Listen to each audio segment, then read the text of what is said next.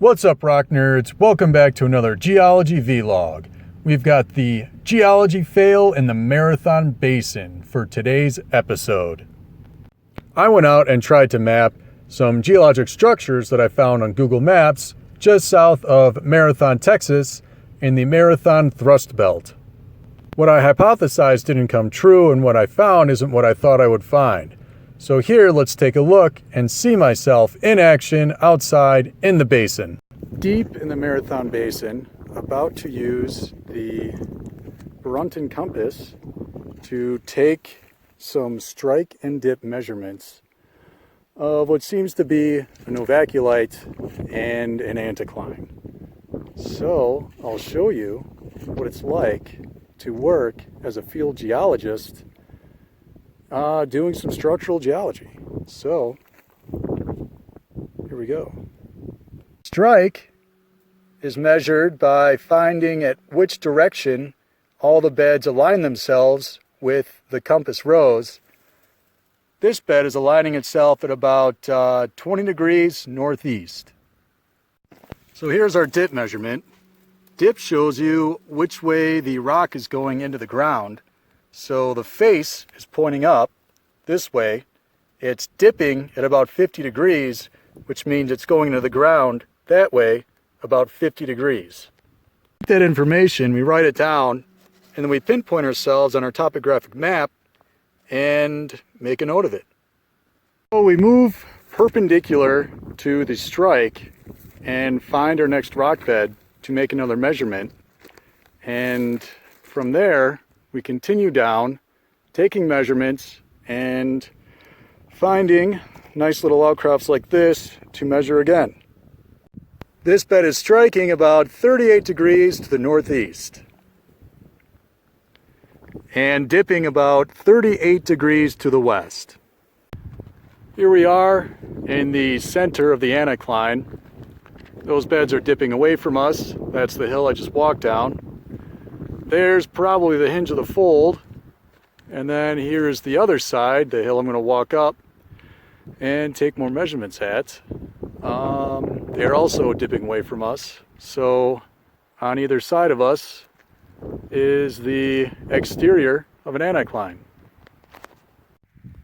Well, I transversed across the valley, up that hill and down the next hill, and I couldn't really find any good outcrops to measure, except for at the top of this hill. And it didn't seem like it's an anticline. So my hypothesis has been busted, and I'm going to sit here a little while, enjoy the beautiful nature, and wonder just what I'm looking at.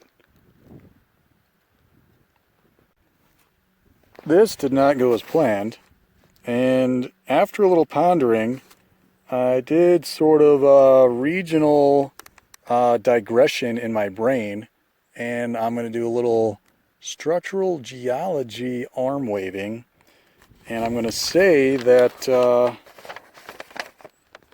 angle of stress from the Ouachita orogeny was pushing that way, which caused all the beds to dip this way and strike that way. So they're all striking about northeast, and they're all dipping about west. It's in similar angles. So I think there's some sort of detachment that's happening, a décollement, as it might be called. So it's not necessarily anticlines, but a bunch of beds getting pushed up, over, breaking, pushing up, over, breaking, or a series of thrust faults. So that's what I can best gather, and then I'm probably sitting on a series of flat irons that are commonly found in the Marathon Basin. So the wind's picking up and some clouds are moving in, and I'm kind of wimping out because I don't want to get smoked by a random West Texas storm. So I'm gonna head back over the hill behind me and when I hit the top, take another couple strike and dip measurements, make some blinding assumptions about the hill over there, which is pretty reminiscent of the hill I'm sitting on and the hill that I climbed over before.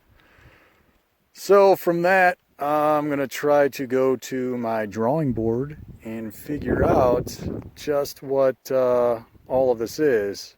Like I said before, I think it's probably a series of thrust faults, breaking over themselves, detaching, and then thrusting again, and then breaking over themselves, detaching, thrusting again.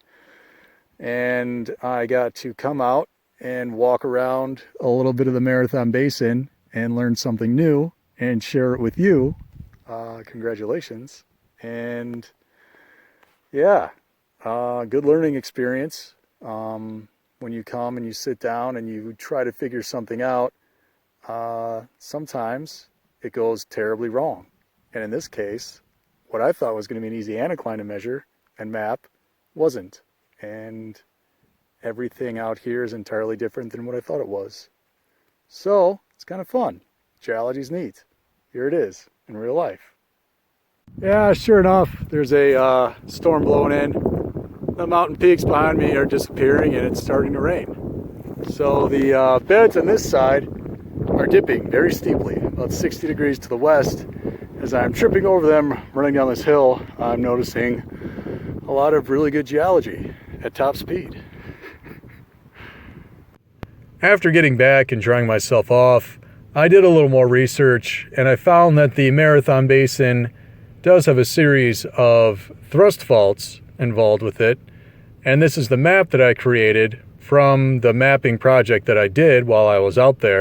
There is a series of events where essentially South America crashed into North America, and when that happened, it compressed all the rock that existed. That rock that was at one point in time laid down flat was pressed together and started acting almost as if it were made out of plastic and began buckling, folding, and then finally breaking, as depicted in the graphic here.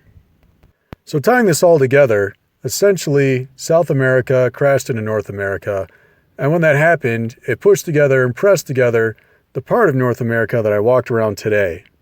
And all that action created the mountain belts that exist south of Marathon and all the way through to the Big Bend National Park and beyond into Mexico.